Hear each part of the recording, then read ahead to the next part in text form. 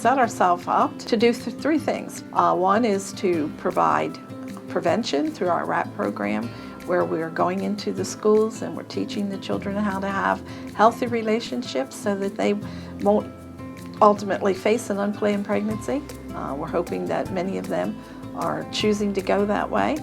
So that is the prevention portion of our ministry.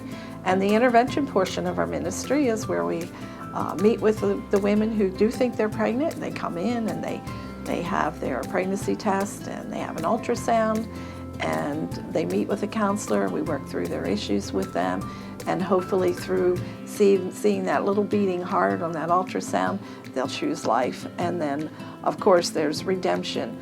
We don't judge anyone who comes through our doors. We are here to love them and to help them. And we know that it's a difficult choice for them to make in many cases. And if they don't choose life, they've had an abortion, we will end up telling them about abortion recovery and help them to see that through Jesus Christ and His love, that there is healing after an abortion. There's a scripture that talks about that the valley of trouble will become a door of hope, and that's basically what we have done here. Women come to us full of troubles of all kinds. We never know what kind of circumstances each one will bring, but we do believe they're a divine appointment, and we believe they're here for a reason, and so we want to offer them help and hope.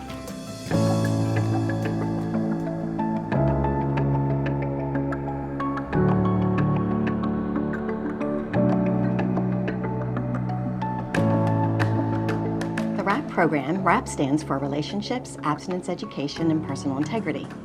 And A Door of Hope has created 4 separate curriculums to speak to 6th grade, 7th grade, 8th grade, and high school with age-appropriate information to help them understand all of these very critical areas.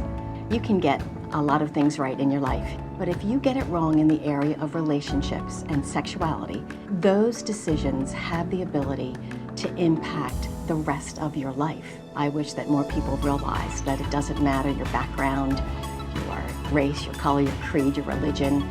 This is a universal area that our teenagers need more information over, because we are all sexual beings. It's the way God created us. Sexuality is going to impact you on 4 different levels: spiritually, emotionally, mentally, and physically.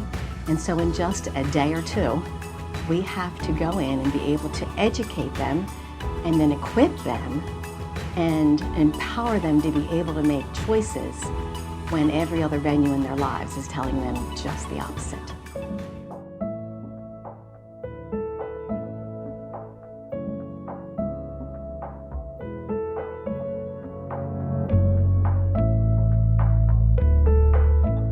Pregnant with my twins, and I just needed some extra help. I was actually surprised about the feeling that I got when I walked in. It's very welcoming.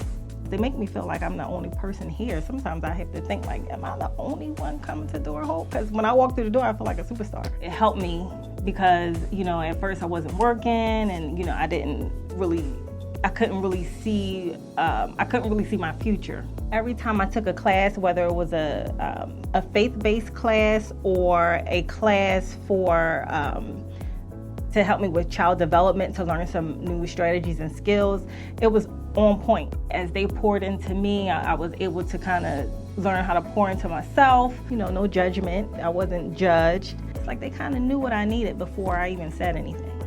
They've provided a lot of hope in my life in a lot of different areas. It helped me to be more aware of what hope really is. Is that I hope something good is going to happen, so something good is going to happen. I hope to be treated fairly, so I'm treated fairly. Yes, I hope to learn something today, and I learned something. So I have a new definition now on hope. I like it. I like the word.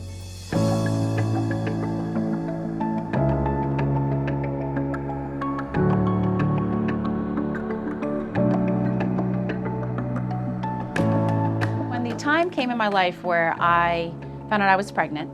I knew that I had a choice to make. I also knew that I was going to be unable to go to my family with this decision, and I had to make the decision with the person that I was involved with. So we decided to abort. It was not an easy decision. I remember the pain afterwards of having that abortion, not just the physical pain, but the emotional pain, the spiritual pain later on in life. And as I developed as a young adult and got married and started having my own 2 children, that's when the abortion that I had younger really hit home for me, because people think you have an abortion, it's over and done, you forget about it, you move on.